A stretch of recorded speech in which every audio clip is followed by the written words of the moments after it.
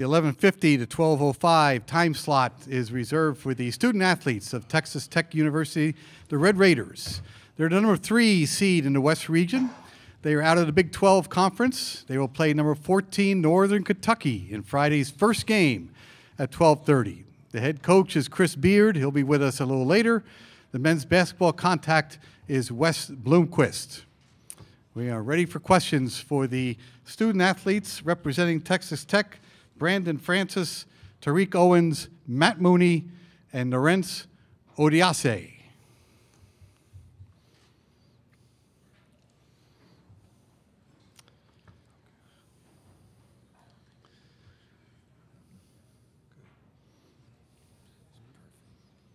Right here on the right, thank you. All right, so Norrance, just back in the NCAA tournament, just what are you looking forward to about the experience and being here with these guys and the rest of your teammates? Another chance at achieving the ultimate goal. Last year we had a good run with those guys. We achieved heights that this school's never reached before. And this year we're just ready to create our own story. We have 2 seniors that's never been to the stage before, and we're very happy to get them there. And we just want to build off this year, off what we did in the regular season, and continue to finish strong. Go there, and then one here. Go ahead. Paul Tubbs, KLBK, Lubbock. This for both Matt and Tariq. Does it feel real now for you guys? Because you heard the hype all up, probably from your teammates, but now to be here and see this, how real does it make it? Tariq, you're first, please. Yeah, it definitely feels real. Since we got here, we've been enjoying our time, working. It just feels great. This is a goal that Matt has set before we got into school. So, it just feels great to achieve this goal. Yeah, it's something we wanted to be here all year. This was our goal from day one, but not just be here to win the whole thing and take it one game at a time. But no, it feels real. Coach wants us to soak it in, but at the same time, get ready to play a game. So we're starting to lock in now.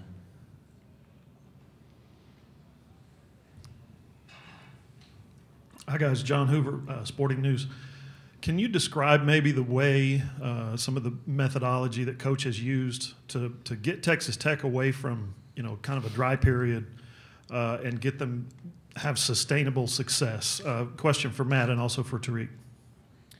Matt, go ahead first, please. Yeah, I'd say that's probably why I chose Texas Tech, because I saw something in Coach Beard. He's established a culture here of winning, holding everybody accountable. When he was recruiting me, I just knew, this guy, he's going to win. He's going to get it done. He surrounds himself with great people. The staff is amazing, and he recruits great guys that are good team guys. So other than that, he's a tough dude. He demands toughness and defense, and he's a brilliant coach as well. Yeah, so what I would describe is one of his methods is the process. Everybody from top to bottom, from your first guy to your last guy, everybody's in the gym, everybody puts in work, and it's constant work every day. That's just the culture of our team. Everybody enjoys the work. Nobody gets tired of it. So, that's just the main thing that brought me here. I enjoy the work. These guys up here with me enjoy the work, and that's what we've been doing all year.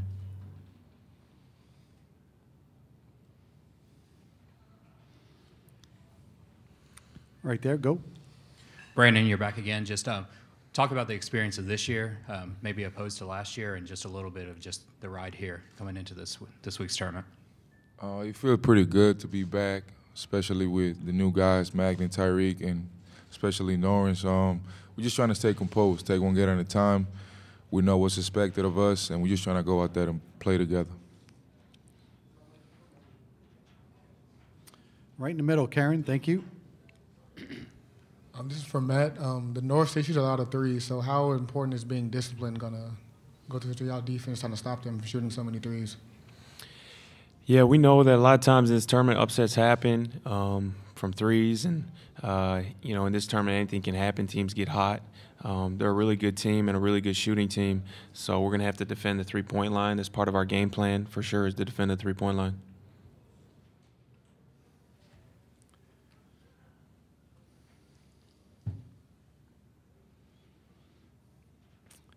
On the edge, thank you. Norrance and Tariq in particular, what kind of role as far as rebounding is this going to play for you guys, having to face a team that does primarily live and die with the three ball, and how important has it been for you guys as far as your preparation for this game?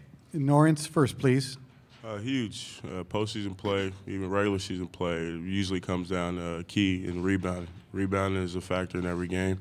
It can win you games, it can lose you games, and we know on this stage we got to secure all the boards. It just helps us achieve our goal of winning this game. So it's been an emphasis all year. We don't change what we do all year now. So just rebounding, we talk about it every day, and it's an emphasis for sure. Yeah, pretty much what No just said. We got to secure boards. We got to box out. Can't give them many second chance opportunities. It's just important. It's something that we've been focusing on all year. So, and a team that shoots primarily threes, it's going to be some long boards. So it's going to take a group effort, not just me and Norrance, but all 5 guys are going to have to get on the glass, guards rebounding down, things like that. So.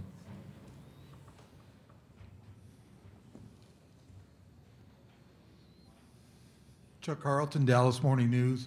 For Norrance, could you talk about Jarrett and just the evolution you've seen in him as a player and as a person since he first showed up on campus? A lot of growth, honestly. He just sticks to the process. Him and Zaire did that last year. They came in, they followed our leaders that we had. They still follow leaders. They still follow from the GAs to the coaches to the staff. He listens. He's a great listener. He just is a team guy, and that's really helped him develop as a player. He's in the gym every day working, and that's just a testament to how he is as a player now. And a quick follow-up on that. When did you have the feeling that he could have that kind of special season? Honestly, we knew last year. We knew last year that he's that type of player. He puts in the work. He's obviously talented. He just had it last year, a different role, but we knew last year that he was the type of player he is now.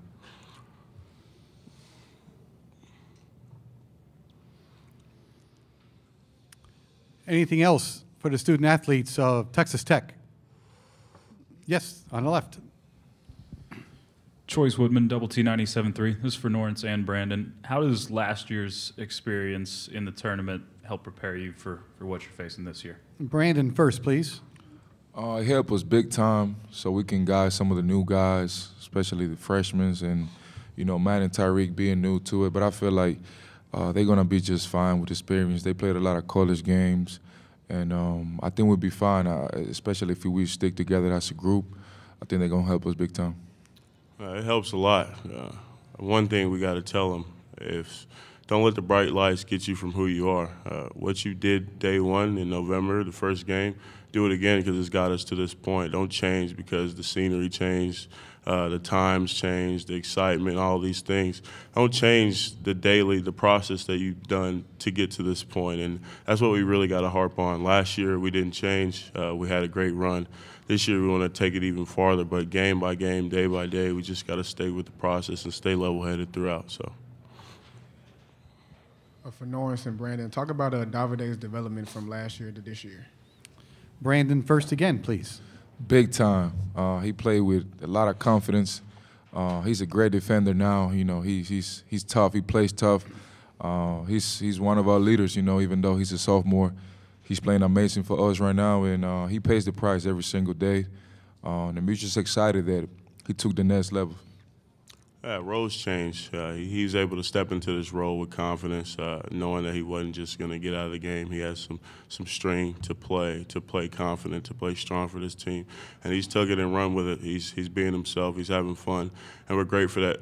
It worked out for us, his development, and we're excited to watch him on the stage.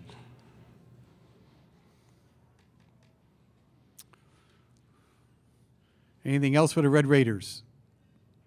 All right, gentlemen, thank you very much. Best of luck tomorrow. Thank you.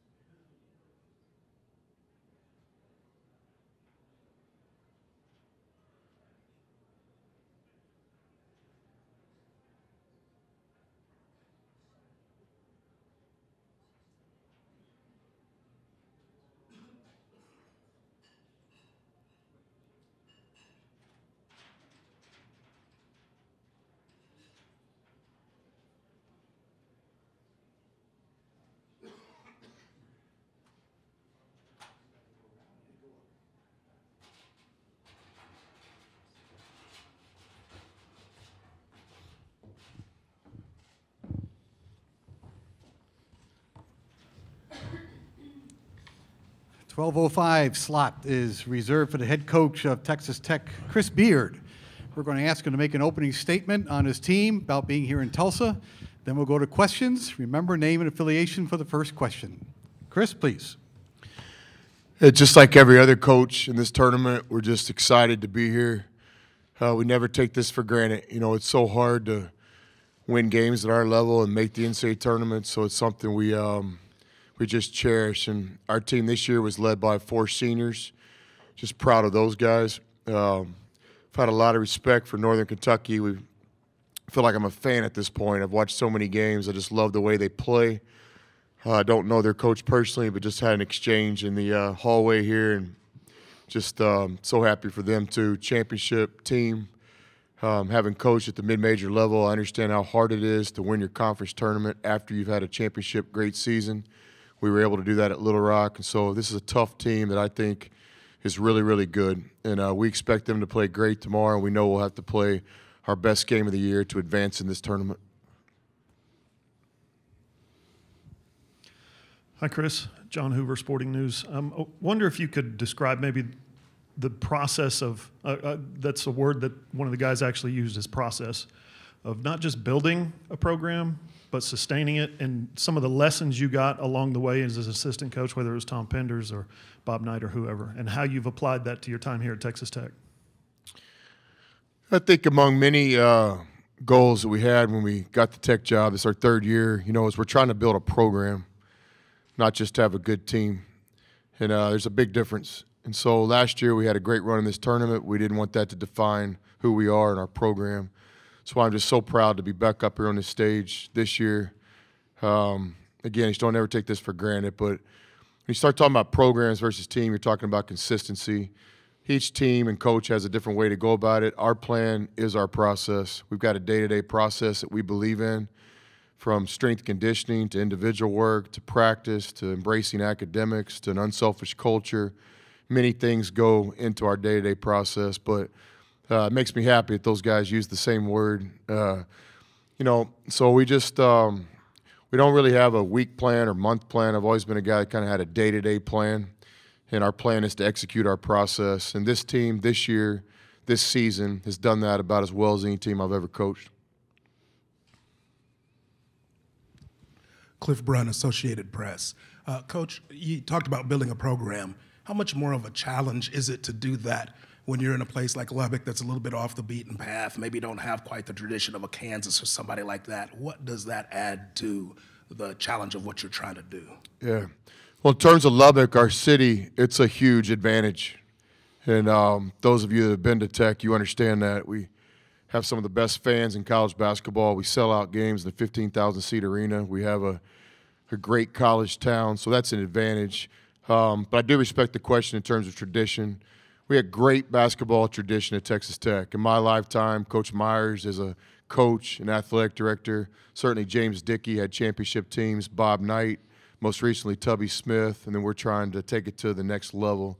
But in recent history, that's one thing that we had to kind of overcome. But now having Zaire and Keenan and Zach in the NBA, or NBA associations right now, certainly we got NBA players in this year's team. We're starting to get into the world of building a tradition. We're in the early stages of it, but we know recruiting's not hard at Texas Tech. We got a great academic institution, but I think as we have success, we're building tradition, and this helps. Jared Stansbury, CycloneFanatic.com. Coach, you've had a chance to see Iowa State, obviously, a couple times this season, and you guys are both here in Tulsa this weekend. What are your thoughts on the Cyclones, and then is there anything about them that makes you think they can maybe make a run here over the next couple of weeks? Coach Prone's a friend of mine. I love Iowa State, supporting the Big 12, but really my mind's on Northern Kentucky right now.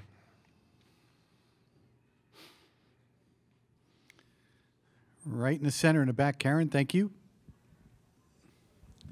Coach Steve Muller with Learfield IMG College, Northern Kentucky.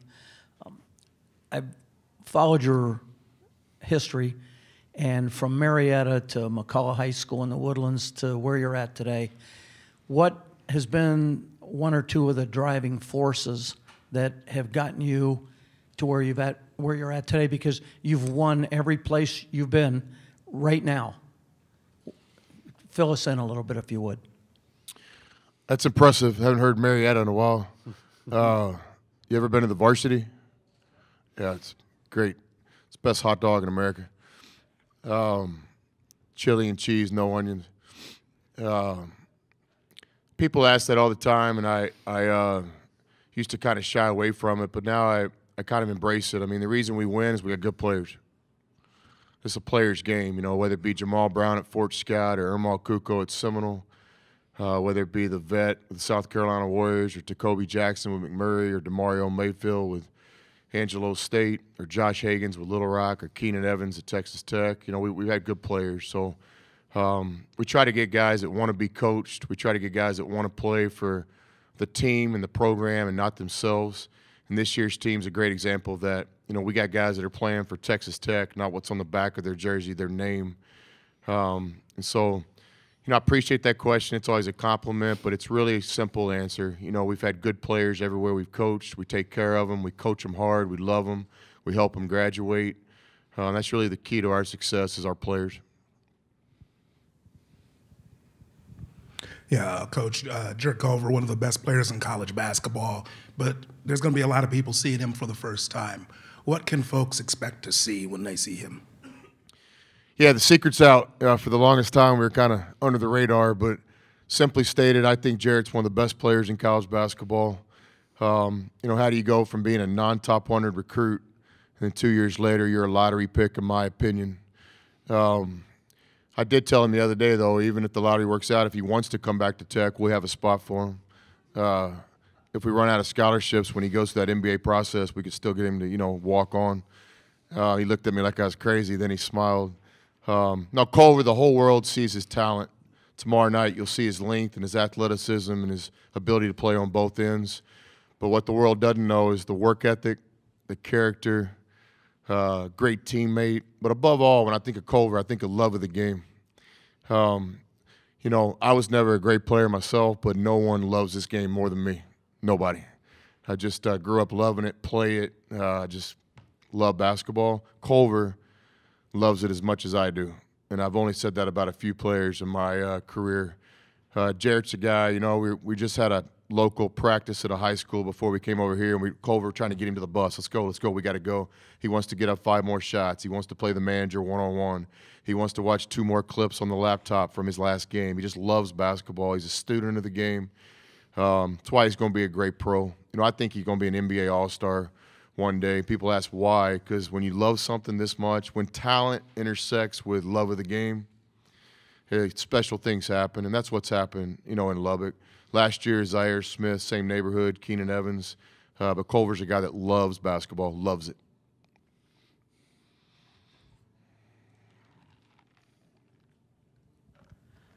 Coach Quinton Martinez, Corpus Christi Caller-Times. As a man who's coached at various different levels, you know, you said you've been a fan of what Northern Kentucky's been able to do, and obviously their first several years in Division I. You know, having coached at the different levels, you know, does that impress you more with what they've been able to accomplish so quickly? Absolutely, 100%. I think it's one of the best untold stories in college basketball. I pride myself in watching games and knowing everything that's going on. I didn't understand how quickly coaches built the program. If I'm not mistaken, NCAA tournament, NIT, NCAA tournament, players have changed. They have an identity. Yeah, it's been special. In our state, my former player and good friend Joe Golding's done something similar at Abilene Christian, built it, but Joe hasn't gotten into the consistency yet. Northern Kentucky has. So, like I said, I'm a fan at this point, watching their games. Definitely be a guy that I reach out to this spring and summer and try to get with him and talk some basketball because I love a lot of the things they're doing. We have 6 minutes left in this session. Next question is right here. Mark Bradley from the Atlanta Journal and Constitution. Apologies for asking a stupid question, but the varsity mention piqued my curiosity. You were born in Marietta, but how long did you live in the Atlanta area? Yeah, so both my parents are from Atlanta, from Marietta. My grandparents, I was born in Marietta, Georgia, moved to Texas, young life. I think, I don't know, first grade, second grade, but we would always take the trip back every summer. My dad got 2 weeks off a year. That's where some of the work ethic comes from that I get. 1 week, those 5 days would be my sporting events, whether it be football, baseball, or basketball. The other week, we're loading up the car on Saturday morning, 5 a.m. We're driving straight to Atlanta. We're staying 2 days with my grandparents. Then we're going to Panama City Beach. We're staying at the same motel, eating the same restaurants. It's routine. This is another thing with our process. I think I got a lot of this from my dad, but we're going to go to the varsity twice, even though we're only going to be there 3 days. And he's going to relive all the stories about how he went there as a kid. You know, we're going to drive by, and he's going to show me where he scored the game-winning touchdown, where he went on his first date in high school, the whole deal. And Sprayberry High School was my mom, and then my dad was at maybe Marietta High. And then, I'm going 2 hot dogs, mustard, chili, cheese, no onions. I'm going fries with a side of chili on the fries, and I'm going the chocolate milk on the ice. The next person I saw do that was Bob Knight. Coach Knight used to have Dr. Pepper and chocolate milk on ice. Think about that one. But, yeah, the varsity's a special place. We now have recruited Atlanta a little bit over the years, and we always go back. Al Pinkins, who did a great job on our staff, who's at Florida now. Al's from the South, too, so we went to the varsity. I think we spent $32 between the two of us last time we went to the varsity. Do the math on that. Chris Garaniemic from the Tulsa World. Welcome to Tulsa, first of all. You're going to have, it would appear, a decent following in the stands tomorrow. Iowa State gets a lot of publicity for the passion that fan base brings, and I think the out-of-the-box reaction to the draw here was that's several thousand Cyclone fans. I get the sense, though, that your base has really latched on to what you guys have done the last few years. I was wondering if you could speak to that and what kind of crowd you expect to have behind you tomorrow. First of all, we've always had great fans, a tradition of Tech basketball. We're just not rebuilding it. We're just awakening it again, trying to get it to the next level. Last year we had some great support, not only in Dallas but in Boston. I expect the same. I'll call it. We'll have a great showing of Red Raider Nation here. We have a lot of respect for Iowa State. We talk about their program a lot and their fan base. We're striving to get in the same neighborhood they're in, and we're getting very close to doing it. But we've got great fans. You work really hard to have a season like we had with this seed. It's what you're working for. You want the people that supported you all year long to have a chance to watch you in an NCAA tournament. So we're proud to be in Tulsa. I used to coach at Seminole State College. I'm an Oklahoma guy. I love my time here. Got a lot of friends and former players that live in Tulsa. Recruited this city for a long time. So, we're glad to be at the Embassy Suites. We used to stay there back in JUCO because we put 8 guys to a room, 2 to a bed, 2 to a bed, 2 on the couch, freshmen on the floor. Free beer at happy hour. That was always good for the SID and assistant coaches, not me during the season. After the season, yes. I went to Jamil's Steakhouse last night, top 10 steakhouse, I think, in this part of the country. So we're glad to be in Tulsa. Anybody been to Jamil's? I have. Big time. Oh, yes. Get the prime rib. Yes. Especially at this level, we don't ask for the deal. Like when we were at Seminole, we went to CC's Pizza off of 44. It's $4.99 with drink. We go in there and tell the guy, hey, we can't do it, man. He says, what do you want, coach? I said, $4.99 free drink? Okay. And that's one more thing. Can our bus drivers eat for free? Well, how many bus drivers do you have? I said, 4. So if that same guy is running that CC's off 44, thank you.